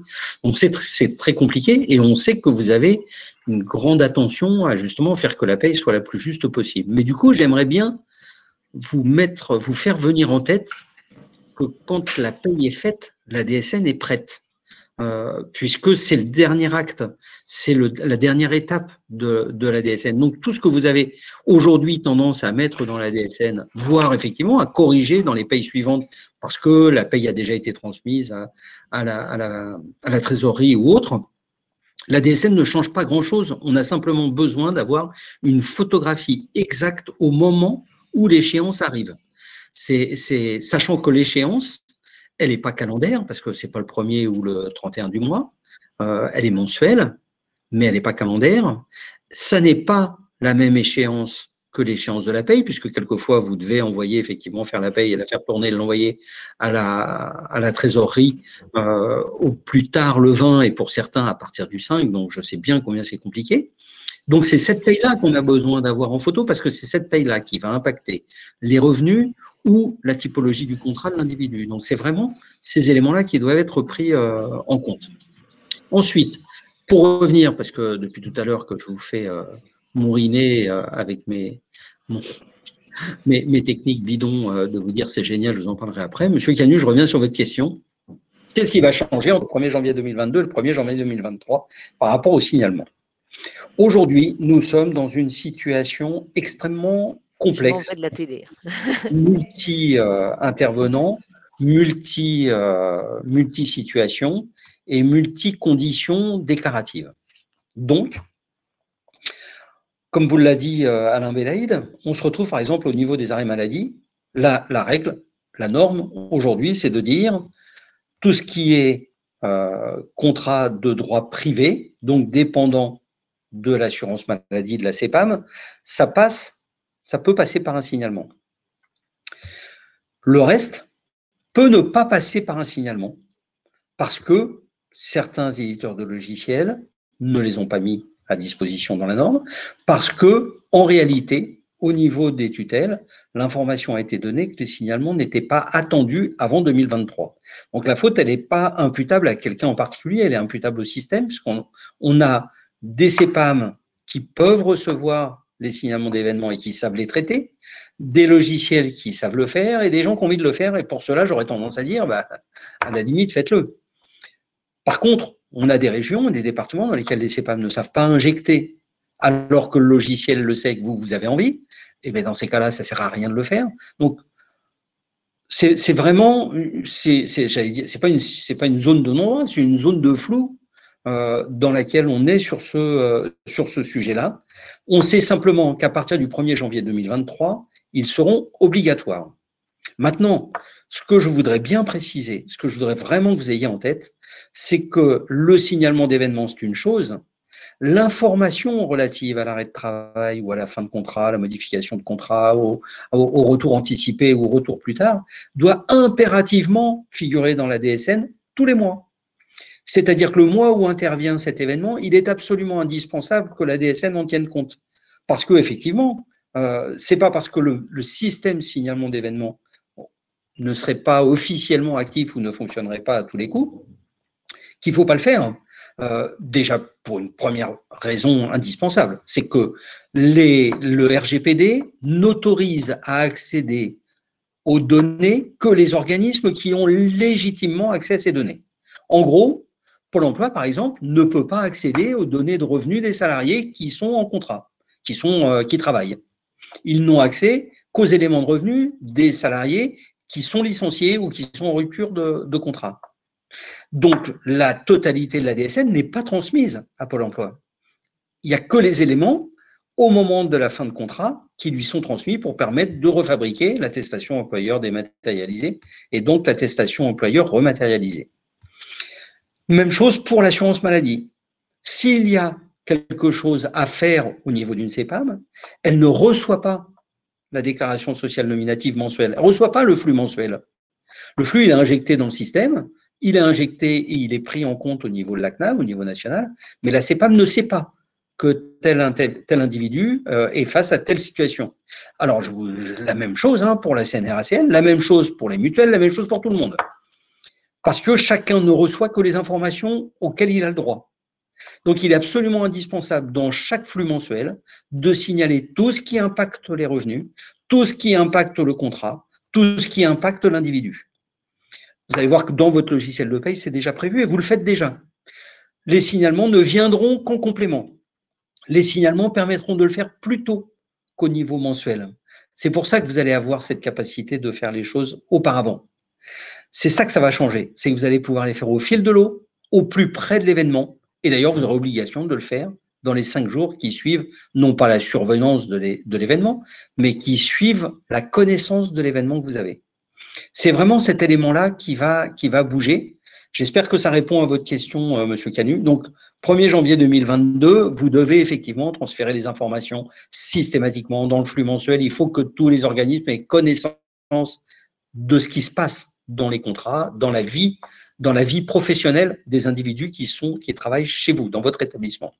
À partir du 1er janvier 2023, il va falloir le faire au fil de l'eau et il va falloir utiliser les outils qui sont mis à votre disposition, qui sont les signalements. Parce que dans la loi qui crée la déclaration sociale nominative, il est précisé, la déclaration sociale nominative est composée d'un flux mensuel et de signalements d'événements relatifs aux événements des contrats, assurance maladie, assurance chômage et les autres éléments pour tout ce qui est complémentaire. Donc, vous allez vraiment avoir ces éléments-là. J'espère avoir répondu. Alors, comme je vois qu'il y a d'autres questions qui sont arrivées, peut-être qu'Alain, tu as pu les voir, les lire et… Oui, j'ai regardé, il y a une question, je vais te laisser le soin, puisque je ne vois pas la réponse, hein, Didier, si je te laisse le soin.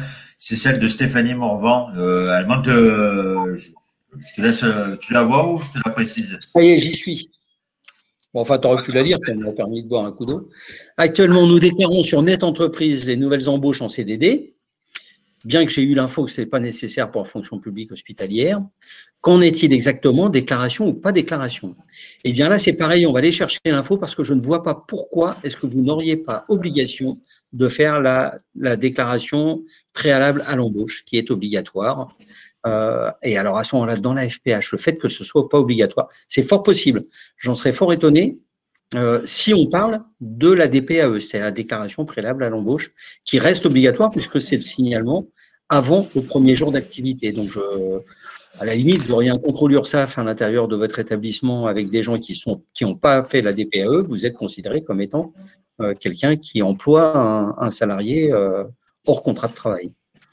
Donc, excellente question. Je vous remercie de l'avoir posée, Mme Morvan. On va aller chercher la réponse officielle parce que on va vous trouver une réponse écrite parce qu'effectivement, ça me paraît bizarre qu'on vous dise que la DPAE n'est pas obligatoire. Alors après, on parle bien de nouvelles embauches en CDD. Hein. Ce n'est pas du tout le fait de renouveler un CDD ou autre qui sont d'autres éléments qu'il a peut-être, tout comme par exemple on a les relevés mensuels d'activité pour les entreprises de travail temporaire, peut-être qu'il y a une particularité qui vous est accordée. Mais on va chercher la réponse. Là, vous me posiez une colle. Je vous en remercie. Ça faisait, comme dit Alain, ça fait un petit moment que je ne m'étais pas fait piéger sur ce type de questions. Mais alors là, non, absolument, là, en fait, c'est une information et ça va intéresser beaucoup de gens parce que je pense que si c'était le cas. J'ai du mal à comprendre la question, en fait.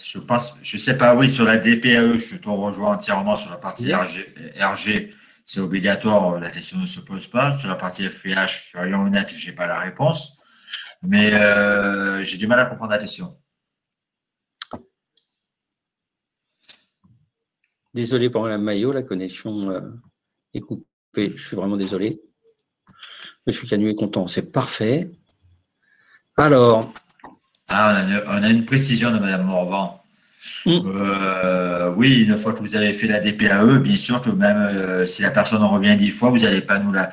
Même s'il y a une interruption de contrat, on va dire, et si la personne revient au même poste, dans la même catégorie d'agents et que vous la rembauchez au fur et à mesure, on va dire, à toutes les vacances scolaires, vous l'avez déclaré une fois en DPAE, c'est suffisant, c'est largement suffisant. Même s'il y a une succession de contrats de type discontinu, sans continuité. Mais je parle uniquement pour la partie régime général. Peut-être l'une de nos expertes aurait une réponse pour la partie fonction publique, mais je ne vois pas l'impact sur la CNRACL ou sur l'IRCANTEL notamment. Je ne vois pas l'impact.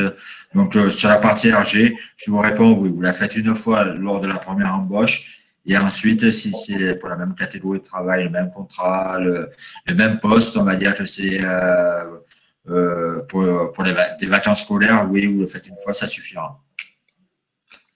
Mais n'hésitez pas, on essaiera de vous apporter quand même une réponse officielle si on a bien compris votre question. Alors, Madame Carpentier a une petite question dans la taille, mais qui va demander une réponse un peu longue, donc je m'en occupe. Si la DSN est envoyée le 25 juin, par exemple, et qu'il y a une fin de contrat le 30 juin, faut-il faire une déclaration de l'événement le 30? L'échéance de la DSN est fixée au 5 du mois suivant. Ce qui veut dire que vous auriez jusqu'au 5 pour faire une DSN annulaire en place en portant cet élément.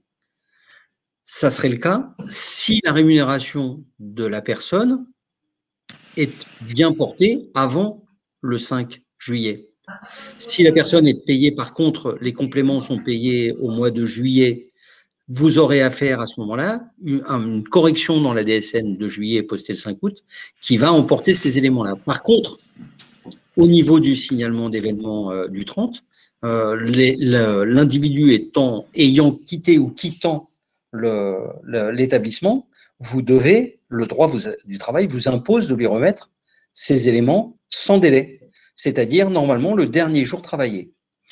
Donc c'est vraiment, soit vous avez la possibilité de refaire tourner la paye en tenant compte de cet événement, et de toute façon vous avez jusqu'au 5 juillet pour le déposer, donc vous êtes dans les temps tout à fait. Si les signalements d'événements sont ouverts, vous pouvez bien évidemment poster ce signalement d'événement pour signaler tout de suite à Pôle emploi, sachant que justement, dans le signalement d'événement, il y aura des éléments de contrat qui vont venir compléter ce qui n'a pas été envoyé dans la DSN, puisque ça n'a pas été enregistré. Donc, c'est vraiment bien documenté sur Net Entreprise. Les cas sont vraiment bien documentés sur Net Entreprise. La question qu'il faut que vous vous posiez de façon systématique, c'est est-ce que ça impacte les revenus de l'individu? Est-ce que ça impacte son contrat? Si ce que vous faites habituellement en paye est, entre guillemets, légal, et je ne vois pas pourquoi ça ne le serait pas, la DSN n'a pas vocation à le changer. Par contre, effectivement, si vous avez la plénitude des fins de contrat de travail unique et l'ancienneté nécessaire, parce que ce n'est pas le tout, pour faire un signalement d'événement, pour substituer une déclaration comme l'attestation employeur dématérialisée ou comme la déclaration de revenus des indemnités journalières, il faut que ça puisse se substituer à ce que vous mettiez dedans. Une DSIJ, vous mettez les 3 derniers mois, donc vous ne pourriez faire un signalement arrêt maladie qu'au bout de 3 DSN, de façon à ce que les données soient dedans. Pour Pôle emploi, c'est pire, c'est 12 mois. Donc, on a besoin effectivement d'avoir 12 DSN d'ancienneté pour pouvoir substituer l'attestation employeur. Mais voilà, je ne voulais pas vous perdre dans cette dernière partie. La première étant, si la paye est déjà envoyée à la trésorerie et arrêtée, et que de toute façon, vous auriez payé le complément qu'au mois de juillet, ce sera porté en juillet avec attention. Vous devrez borner le contrat correctement. C'est-à-dire que vous devrez faire une modification en précisant que la date de fin de contrat est au 30 juin. Et du coup, les éléments, les droits, les cotisations, tous ces éléments-là vont remonter sur la bonne période, même s'ils sont déclarés le mois suivant, sachant qu'il y a aussi une notion qu'on n'a pas évoquée là, importante, une loi qui est passée il y a peu, qu'on surnomme très affectueusement la loi OOPS, qui vous reconnaît le droit à l'erreur, et qui dit que quand vous faites une correction dans la DSN qui suit l'arrivée de l'erreur, de l'anomalie ou de ce qui n'a pas été déclaré correctement au bon moment, vous ne serez ni sujet à pénalité, ni même simplement remis en cause. On tiendra compte du fait que c'était en toute bonne foi que ça a été fait. Donc, plusieurs possibilités, plusieurs options. Votre question était générique. Je suis désolé d'avoir été si long pour y répondre, mais j'ai essayé de balayer les différents cas qui pourraient être mis en place. Alors, Monsieur Canu, spécialiste des questions auxquelles il faut que je réponde, vient de préciser. Pour une fin de contrat au 30 juin, l'agent a une date de sortie en paix au 30 juin, oui. Théoriquement, la DSN doit prendre en compte jusqu'au dernier jour du mois. Nous sommes d'accord, oui. En revanche, si l'agent est renouvelé 3 jours début juillet, cette info passera en DSN en juillet. Alors, merci. Dans les signalements d'événements, Monsieur Canu, j'ai encore une super bonne nouvelle pour vous. Vous connaissez déjà le signalement fin de contrat de travail pour quelqu'un qui s'en va. Vous connaissez le signalement d'arrêt maladie pour celui qui tombe malade. Eh bien, je vous présente le signalement d'amorçage de données variables, qui est un nouveau signalement qui permet de déclarer dans la DSN, donc de faire prendre en compte par la DSN, l'arrivée d'un salarié en cours de mois avant même qu'il soit arrivé. Donc, ce qui veut dire que si vous avez effectivement clôture le 30 juin, et reprise le 3 juillet, rien ne vous empêchera de faire un SADV, alors je ne sais pas si ça va être le 1er ou le 2 juillet, parce que bien évidemment, si je vous dis ça, vous allez regarder dans le calendrier, ça va tomber un dimanche, donc vous ne pourrez pas, mais dès le 1er juillet, dès que vous avez connaissance du retour et du renouvellement de ce contrat, vous pouvez tout à fait utiliser ce signalement qui va permettre de remettre en place cet individu. Alors, ce n'est pas péjoratif, hein, individu, C'est le seul vocable qu'on a trouvé qui correspondait à tout le monde, quel que soit son statut, quelle que soit la période d'activité, les retraités, les salariés, les agents, les hommes, les femmes, on dit individus. Donc, c'est pas péjoratif, quel que soit, mais vous avez la possibilité de signaler ce qui correspond à cet individu par ce signalement, mais ça fera l'objet effectivement d'une présentation à l'automne où on vous présentera les signalements spécifiques. Mais oui, on est d'accord, vous devez borner, donc s'il part le 30 juin, ça s'arrête le 30 juin, vous devez borner au 30 juin ce contrat-là, même si on ne parle pas forcément de contrat et surtout si on ne parle pas de changement de ce type-là. La DSN permet de signaler, de borner et de valoriser les changements qui interviennent dans les contrats des individus, que ce soit en amont ou en aval de ces contrats. J'espère avoir été assez complet. Hop. Je crois que tu as fait le tour, Didier.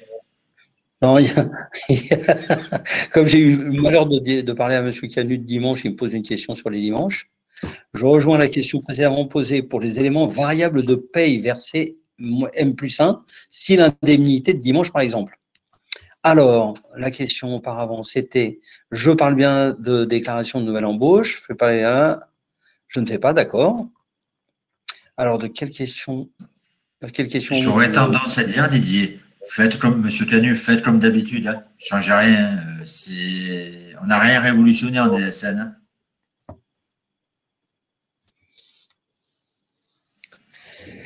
Alors, Madame Laporte, votre question est absolument sensée et ma réponse ne le sera pas moins. Si ça impacte le revenu sur le mois en cours, oui, il faut le faire. Si la paye est arrêtée et que vous faites la modification sur la paye de juillet, quitte à ce qu'il y ait effectivement un train de paye qui soit effectué, il peut y avoir plusieurs trains de paye dans un même mois, mais par contre, les bornes du 25, le 5 juillet, puisque vous me dites quoi, le juin, voilà, le 5 juillet, il faut que la DSN emporte les éléments qui sont pris en compte par la trésorerie au niveau du mandatement des payes. C'est exactement cet élément-là qui doit être transmis dans la DSN. Et c'est sur la DSN suivante que l'élément va être pris. D'où l'utilité d'avoir l'attestation employeur dématérialisée, d'où l'utilité d'avoir le signalement fin de contrat de travail et le signalement d'amorçage de données variables, parce que ça va vous permettre, en dehors du flux mensuel, de faire des signalements et de donner des instructions à la DSN pour mettre en place ces éléments-là. Et donc, la question de Sophie, qui est juste en dessous. Merci, M. Canut. Un peu lourd hein, comme mode de fonctionnement, vous posez les questions par écrit, mais c'est celui qu'on a trouvé le plus efficace pour l'instant. La déclaration Pôle emploi est envoyée au moment de la sortie. Comment doit-on faire pour déclarer les éléments variables de paye qui sont indemnisés en M+1? Vous ne pourrez le faire, même auprès de Pôle emploi, qu'à partir du moment où vous en aurez connaissance. Tant que ces éléments de paye ne sont pas versés et qu'il est prévu dans le contrat qu'il y ait des éléments qui sont effectivement M+1, la paye ne peut pas être arrêtée auparavant. Les seules choses qu'on peut précompter sont les congés ou des choses comme ça, mais les éléments de paye variables. Mais par contre, rien ne vous empêche d'avoir des DSN qui emportent des éléments spécifiques à un individu en cours de mois. Donc, les éléments variables de paye seront faits ultérieurement et vous devrez les signaler à Pôle emploi directement ultérieurement.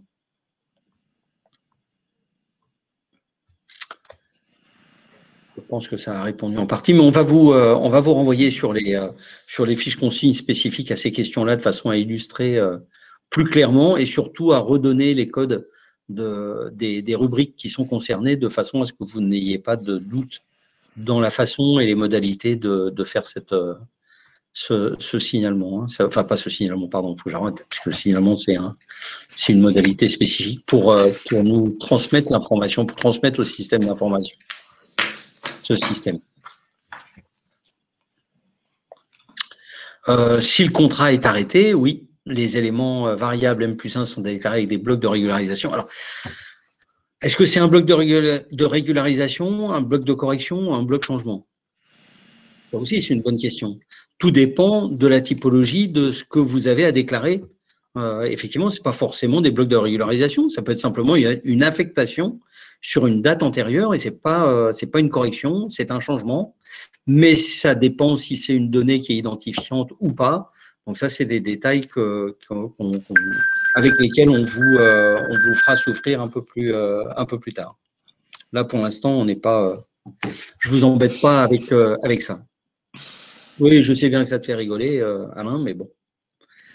Mais vous allez voir, si vous avez aimé ces webinaires, vous allez adorer ceux de la rentrée parce que là, on va rentrer dans le dur.